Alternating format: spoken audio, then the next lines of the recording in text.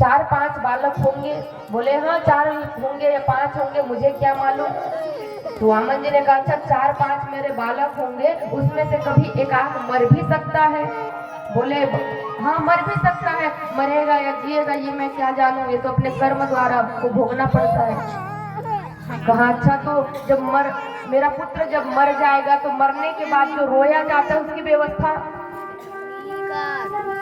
देखिए राजा बलि ने कहा कि देखियो मैंने रहने के लिए घर दे दिया, खाने के लिए भोजन दे दिया, आपके बालकों के लिए विद्यालय तक खोल दिया, लेकिन अब आपके बालक मरेंगे तो रोने वाला तो किराए में नहीं आएगा। आएगा क्या रोने वाला किराए में? भाई रोना तो आपको स्वयं को पड़ेगा, क्योंकि आपका पुत्र मरा है तो आपको रोना पड़ेगा, किराए में कोई नहीं आएगा रोने के लिए।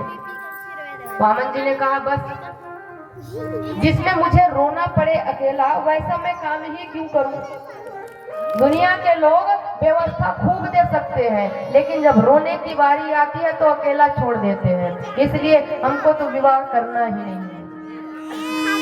राजा बलि ने कहा ले दे के तो मनाया था मैंने।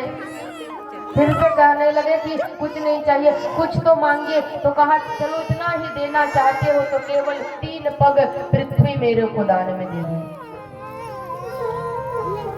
3 पग पृथ्वी मांगा और वो भी बौने बनकर आए थे। भगवान श्रीमन नारायण बौने का रूप धारण करके आए थे और कहा कि 3 पग पृथ्वी दो। राजा बलि ने कहा देखो तुम तो खुद बौने बनकर आए हो, खुद छोटे बनकर आए हो, 3 पग पृथ्वी में तो एक आसन भी नहीं लगेगा, एक बैठने के लिए जगह भी नहीं बनेगा।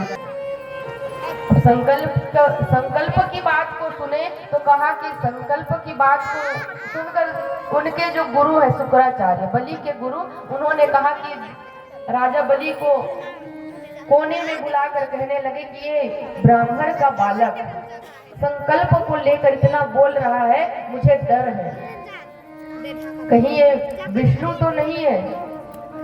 3 पग पृथ्वी मांग रहा है, 2 पग में ही संपूर्ण नाप लेगा, तीसरा पग रखने के लिए कुछ बचेगा नहीं तुम्हारे पास, इसलिए मना कर दो। गुरु ने क्या कहा अपने शिष्य राजा बलि से कि मना कर दो, बलि कुछ भी नहीं, देने लेने की बात ही नहीं हुई, वापस कर दो वामन को।